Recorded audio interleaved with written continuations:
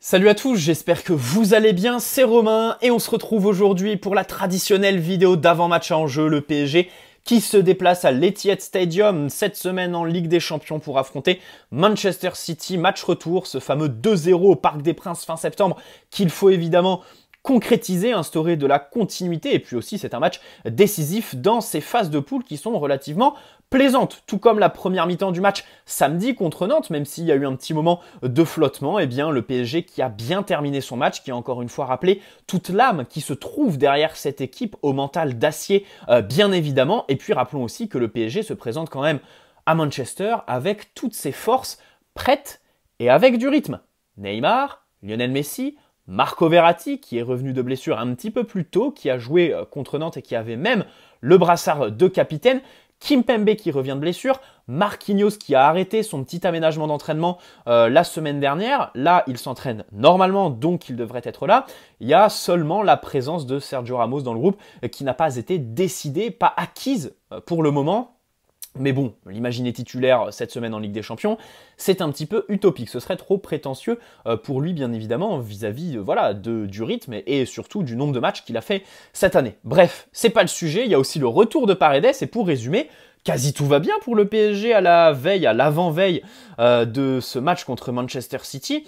Les négatifs, évidemment, diront que le PSG n'est jamais meilleur que lorsqu'il est dos au mur. Voilà, que les meilleures prestations du PSG en Ligue des Champions, c'est lorsqu'on les attendait le moins, qu'on les enterrait un petit peu avant l'échéance, et au final, ils répondent présent. Donc, ils pourraient se dire, tiens, avec le PSG, quand tout est beau, tout est forcément trop beau. Ça va redescendre à un moment donné et on espère que ce ne sera pas sur ces 90 minutes. Bon, je ne fais pas partie de ces gens-là, personnellement, je préfère m'en réjouir et faire cette vidéo dans laquelle on va quand même avoir de la marge de manœuvre tactique. On va pouvoir développer quelques aspects nouveaux, grâce notamment au retour de Leandro Paredes au milieu de terrain, bien évidemment, et tout ce qu'il a laissé entrevoir par sa bonne performance samedi contre Nantes. On va commencer par là, mais avant que la vidéo commence, petit placement de produit pour le site ZoFoot qui vous propose des maillots non officiels mais d'excellente qualité, notamment au niveau des écussons, des blasons évidemment, des flocages, des sponsors, des coutures, tous les petits détails sont présents, une grande diversité de clubs représentés et surtout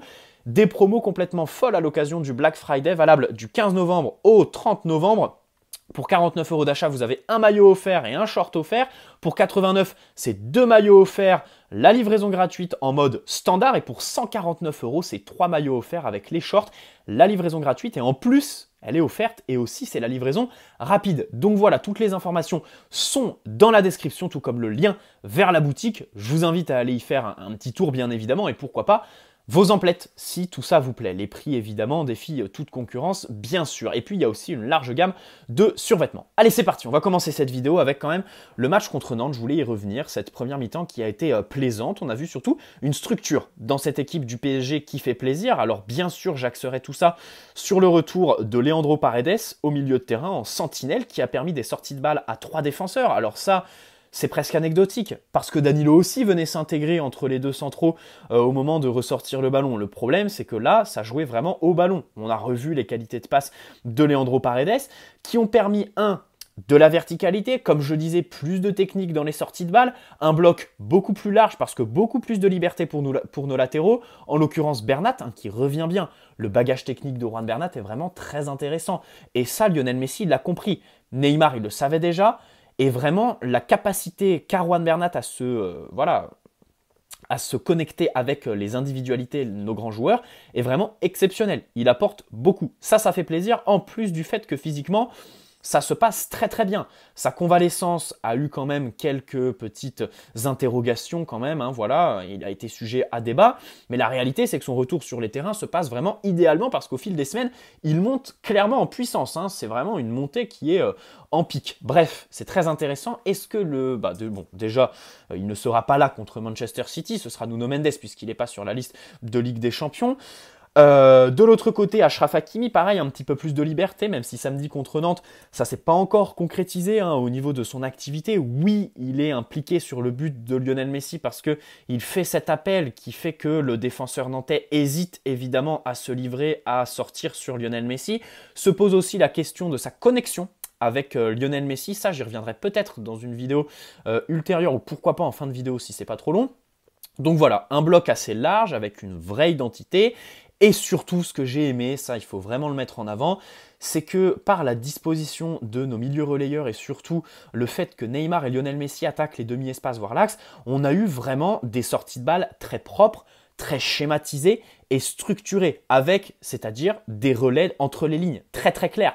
Paredes qui cherchait Verratti, Verratti qui cherchait Gay, et après voilà, nos attaquants se retrouvaient en possession du ballon dans leur zone préférentielle, l'équipe adverse était un petit peu coupée en deux parce que les passes étaient utiles, surtout faites assez rapidement. Voilà, Paredes a les capacités au niveau de sa tête pour passer, scanner le terrain avant de recevoir le ballon et bien évidemment faire le meilleur choix possible. Verratti, bon, a été un petit peu moins à son avantage, c'est vrai qu'il n'a pas été très en vue, notamment en première mi-temps contre Nantes, parce qu'il s'est retrouvé dans un poste un petit peu plus haut. On va y revenir après. Et enfin, je voulais souligner quand même les prestations de Thilo Kehrer. Même s'il n'a pas très bien débuté son match, je trouve qu'il a fait son match. Abdou Diallo aussi, même s'il a été plus en difficulté, je trouve que les deux ont globalement fait des matchs qu'on peut qualifier de bons pour eux, bien évidemment. Après voilà, si tu les compares à un Sergio Ramos, un Marquinhos au meilleur de leur niveau, bien sûr qu'on peut rien envisager avec Kehrer et Abdou Diallo en termes de titularisation, mais là voilà, pour gérer en Ligue 1, surtout qu'en plus, on s'attendait à ce que la charnière centrale soit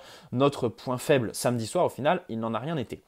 Bref, on va se projeter sur ce match. D'abord, comment jouer? Quels sont les enjeux, bien évidemment? Eh bien, le retour de Leandro Paredes me fait penser que dans les sorties de balles, j'espère que ça a travaillé parce que le PSG va pouvoir faire bien plus mal qu'il l'avait fait au match aller, parce qu'il y aura beaucoup plus de verticalité du côté de Paredes. Après, c'est à double tranchant. C'est un joueur qui est bon, qui manie bien le ballon, même si parfois il peut être un petit peu monotone dans ses circuits de passe, voilà, dans sa palette technique. C'est vrai qu'il fait un petit peu tout le temps les mêmes choses. Passe verticale derrière les lignes, voilà, renversement de jeu. Sous pression, il peine un petit peu à contrôler. En termes de contre-pressing, parfois, il est un petit peu spectateur, un petit peu attentiste. On peut lui reprocher bien évidemment ça. On espère qu'il ne va pas sombrer sous le pressing de Manchester City, mais je l'aligne. Voilà, je l'aligne cette semaine en Ligue des Champions dans un 4-3-3. Alors au poste de gardien, Donnarumma sort d'une gastro-entérite. Keylor Navas a perdu des points contre Nantes ce week-end. Perso, je titularise quand même Keylor Navas. À l'aller, c'était Gianluigi Donnarumma. Je reste quand même dans cette volonté de Pochettino d'instaurer de la continuité dans les matchs, même si, bon, Navas a joué le match contre Bordeaux, mais il y a eu quand même 15 jours de trêve internationale entre celui-là et le match contre Nantes. Donc, petite continuité, Keylor Navas titulaire mercredi. Et si on suit la logique de Pochettino, ce devrait être ça. Et j'aimerais quand même voir Keylor Navas dans un grand sommet de Ligue des Champions qu'est ce match contre Manchester City. Surtout qu'on n'en jouera plus avant, évidemment, les huitièmes de finale, mi-février 2022. À gauche de la défense, comme je le disais, Nuno Mendes. Abdou Diallo a encore une fois prouvé que là, c'est une science exacte, en fait. Les Diallo, les Kehrer, les faire jouer au poste de latéral, non. Évidemment, c'est la première des justifications à leur mauvaise prestation à ces postes-là et au fait qu'ils sont incapables d'instaurer de la régularité parce qu'ils ne sont pas à leur poste de prédilection. Évidemment, Nuno Mendes, j'aime beaucoup son caractère, voilà, parce que ses passes très appuyées, par exemple, pour se connecter au milieu de terrain, aussi sa connexion avec Neymar, qui au fil des matchs prend un petit peu d'ampleur, c'est bien, il prend évidemment en assurance. Bien sûr, comme je le disais pendant la trêve internationale, il y a le fait que il se retrouve dans une défense à 4 alors que il est pro depuis pas longtemps déjà, il n'a pas beaucoup d'expérience et ensuite c'était un piston jusque-là. Et ensuite il a encore ses réflexes qu'il avait au Benfica, c'est-à-dire à chaque perte de balle, le réflexe c'est vraiment aller contre-presser, aller de l'avant. Alors que là il faut vraiment une intelligence de jeu, une très bonne lecture du jeu pour pas se faire prendre derrière, pas se jeter, bien sûr. C'est ce qu'on pourrait reprocher à Nuno Mendes, mais personnellement, voilà, je fais partie de ceux qui le condamnent pas. D'abord parce qu'il n'y a pas lieu à le condamner. Il apporte quelque chose à l'équipe et ensuite il reste encore jeune. Il y a un devoir d'adaptation, de progression aussi parce que voilà, c'est un jeune joueur. Donc Nuno Mendes évidemment craque, véritable diamant qu'il va falloir polir, bien sûr, essayer de l'adapter, on va dire, au système du PSG, à la philosophie PSG. Et dans l'axe, bien sûr, retour de Marquinhos Kimpembe. Bon, Marquinhos, pas de problème, c'est pour ça qu'on va pas trop s'attarder sur lui. Tiens, il va être papa d'une fille, félicitations à lui et à toute sa jolie petite famille, bien sûr. Après, pour ce qui est du terrain, encore une fois, irréprochable, bien évidemment. Kimpembe, écoutez, c'est par la force des choses, j'ai envie de dire. C'est vrai qu'il reste sur déjà une blessure, voilà, bon, qu'il a mis au repos, c'est pas plus mal bien évidemment, on espère qu'il va revenir avec un petit peu de fraîcheur, on espère qu'il sera aussi un petit peu mieux que lors de ce match contre Leipzig où il a paru un petit peu dépassé dans la tête. Et puis tout simplement ces derniers mois, un que j'attends beaucoup contre Manchester City, c'est justement Achraf Hakimi. Parce que ces derniers temps, il est mauvais. C'est la réalité, voilà. Personnellement, il me déçoit. Après, je comprends que la majorité disent non, il n'est pas décevant, c'est voilà un passage à vide qu'il faut comprendre. Aussi, il y a aussi le fait qu'il ait joué beaucoup de matchs au début de saison, aussi avec voilà, plein d'attaquants qui se sont succédés, l'impossibilité de créer évidemment des complémentarités. Pour ce qui est de la complémentarité avec Lionel Messi, il est vrai qu'il faut quand même admettre que pour toucher un latéral droit, c'est pas vraiment que du ressort de l'ailier. C'est-à-dire qu'il y a beaucoup d'entraîneurs qui prônent le fait d'aller chercher un relais au milieu de terrain avant de trouver ton latéral droit. Et aussi, à noter, Achraf Hakimi, dans les petits espaces, n'a pas vraiment des qualités techniques qui sont vraiment extraordinaires, au-dessus de la moyenne et tout ça. Donc, pour se connecter avec Lionel Messi, c'est vrai que c'est un petit peu compliqué. On peut tomber sur Lionel Messi, mais de l'autre côté, rappelons que, voilà, par exemple, ces connexions avec Dani Alves au Barça, c'était dans les petits espaces, ce que Achraf Hakimi peine un petit peu à faire. Et surtout, avant de trouver un latéral, voilà, il y a beaucoup d'entraîneurs qui veulent trouver des relais au milieu de terrain. Maintenant, je pense que du coup, le gros problème, c'est que nos relayeurs, Idrissa Gueye en l'occurrence ou Ander Herrera, sont pas vraiment capables en fait d'avoir cette vista, cette justesse technique et cette volonté tout simplement, ce caractère, cette personnalité pour aller chercher le latéral dans les conditions idéales qui ferait de lui un joueur dangereux. Bref, dans tous les cas, c'est aussi du ressort personnel d'Achraf Hakimi, parce qu'il y a aussi des enjeux d'attitude bien sûr. Au milieu de terrain, Paredes en sentinelle, je le titularise, je trouve qu'il a fait du bien contre Nantes. On a vu que son absence, voilà, il a pesé tout simplement parce que c'est quelqu'un qui joue au ballon. C'est pas un milieu que j'apprécie forcément, mais c'est quelqu'un qui est dans le groupe la réalité, voilà, c'est qu'il est là, il est dans l'effectif. C'est pas comme si on avait un effectif avec des Pogba, des Toni Kroos et tout ça. Donc il faut faire avec les joueurs qu'on a aujourd'hui. Donc bien sûr qu'on préfère Paredes à Danilo, voire à Gueye, à Ander Herrera. Pas de problème. Ok, Paredes titulaire. On espère qu'il va surtout pas sombrer face à la pression, au pressing de Manchester City. D'ailleurs, on en profite pour souligner la chance incroyable de Mauricio Pochettino, Kevin De Bruyne qui se tape le Covid avant qu'on arrive chez eux et qui sera donc forfait. En relayeur, Verratti d'un côté. Alors sur le côté gauche, un petit peu plus. Voilà, parce que Neymar s'investit plus, parce que Verratti doit jouer un petit peu plus haut pour permettre justement à Neymar de ne pas descendre trop en fait.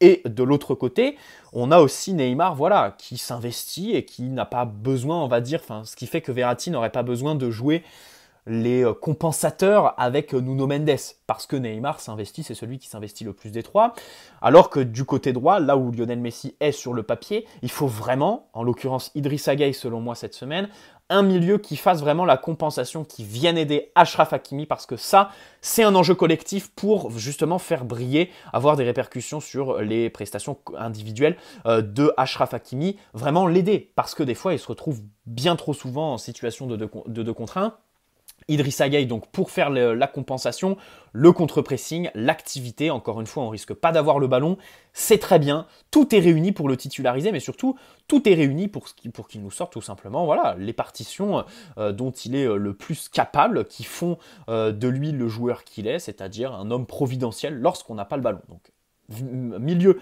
Paredes, Verratti, Gueye, je les mettrais bien un petit peu comme avec Wijnaldum en fait. Paredes un cran plus bas, Gueye et après Verratti. Je ne sais pas si vous voyez ce que je veux dire, pour vraiment avoir des relais fonctionner par relais. Et ensuite devant, système à 3, bien sûr. Alors il y a aussi la relance à 3, que Paredes vienne s'intercaler entre les deux centraux, ça me paraît évidemment primordial. Et devant du coup Neymar, Lionel Messi, qu'il soit le plus proche possible. On l'a vu samedi, je crois qu'ils ont échangé 39 passes les deux. C'est absolument énorme, c'est surjoué évidemment par moment. Mais voilà, quitte à forcer les choses, qu'ils accélèrent un petit peu leur adaptation, leur nouvelle connexion évidemment, parce qu'ils doivent se réinventer. Mais avant tout, l'enjeu c'est évidemment qu'ils soient dans les demi-espaces, qu'ils soient proches, parce que ces joueurs-là ne sont jamais aussi forts que lorsqu'ils sont le plus proche possible. Et puis Kylian Mbappé en pointe, tout simplement. Peut-être intercaler avec Lionel Messi, faire un petit échange, Messi en faux numéro 9 par moment et Kylian Mbappé sur le côté droit. Si ça se passe pas très bien en fonction de la physionomie du match, franchement faire rentrer Paredes, n'importe quoi, Icardi pour avoir un vrai numéro 9 qui pèse sur la défense, Je pense que c'est tout à fait plausible. Mais encore une fois, le coaching de Mauricio Pochettino, à voir s'il sera ambitieux ou pas, ou s'il préférera voilà, jouer la sécurité en faisant rentrer, en faisant d'abord son changement de système, hein, qui est à coup sûr gagnant. Et puis aussi, tout ça dépend bien sûr de la physionomie du match. On sait tous que c'est la Ligue des Champions. Et enfin, un petit mot pour Di Maria quand même, hein, qui a eu 180 minutes de banc, je crois, contre Bordeaux pas titulaire, contre Nantes pas titulaire, sur le banc les deux fois. Je crois que Pochettino s'est rendu compte de son mauvais début de saison, a fait aussi le choix. Après, peut-être que c'est aussi physique, hein, Di Maria commence à se faire vieux, peut-être aussi que Pochettino s'est rendu compte de certaines choses à l'entraînement, voilà, au niveau de l'organisme de Di Maria, peut-être que ça ne suit plus tout simplement. Ce qui m'étonnerait. Personnellement, je prends plus en compte la thèse qui vise à dire que, bah voilà, c'est vrai que, mis à part son match contre Lille, contre Leipzig, il est clownesque, et le reste des matchs, tu te demandes si c'est lui sur le terrain, quoi. Ou un cousin, son frère, son jumeau, parce que vraiment, il est cataclysmique, Di Maria. C'est pas possible d'entrer dans des phases comme ça quand tu es capable d'être aussi bon dans d'autres phases et aussi importante du coup sur de simples échéances. Voilà, toutes les références qui ont fait sa carrière, bien évidemment. Les finales sont l'exemple parfait. Donc voilà, et aussi, voilà, peut-être que Pochettino a fait le choix de l'attaque à 3 pour avoir une vraie structure. J'espère que cette vidéo vous aura plu. Donc perso, je pars sur une attaque à 3. On a parlé un petit peu de tous les enjeux tactiques. Il y a les rumeurs qui concernent Pochettino et Manchester United. J'ai envie de me prononcer. Alors je sais pas, là à l'heure où j'enregistre cette vidéo, je ne sais pas si ce soir aura lieu une vidéo sur Pochettino. Parce que pour moi, je ne me vois pas sortir une vidéo demain. C'est-à-dire que la vérité d'aujourd'hui ne sera pas celle de demain parce qu'il va y avoir une conférence de presse entre les deux. Et j'ai quand même envie de faire une vidéo entre les deux, mais je ne sais pas si voilà, il faut que je fasse 2 vidéos en une soirée. Et de l'autre côté, je ne me voyais pas voilà, sacrifier cette vidéo primordiale où on parle de terrain, des enjeux avant un match en jeu, pour parler des rumeurs qui viennent d'Angleterre et de Pochettino, bien évidemment, qui selon moi ne valent pas la peine évidemment de supprimer cette vidéo. Donc voilà, j'espère que ça vous a plu. N'hésitez pas à poser un like si c'est le cas, vous abonner si ce n'est pas déjà fait. On se retrouve très très vite, hein, soit dans 2 heures, soit demain dans tous les cas. Et puis on se dit, bah, voilà, soit dans 2 heures, soit demain. Bien sûr, bon match, bonne semaine Ligue des Champions, ça va faire plaisir, hein, semaine animée. On va avoir de quoi faire pour animer nos soirées. D'ailleurs, hier, j'ai voulu vous poster une vidéo sur le match au LOM que j'ai regardé. Enfin, le match, c'est un grand mot parce que ça a duré 7 minutes. J'ai fait une vidéo sur ces fameux incidents qui a été bloquée par YouTube. Je ne sais pas pourquoi. Donc voilà, peut-être que je la referai, je ne sais pas, mais dans tous les cas, eh ben, elle n'a pas vu le jour. Hier à 23h30, j'étais bien déçu. Bonne soirée à tous, ciao.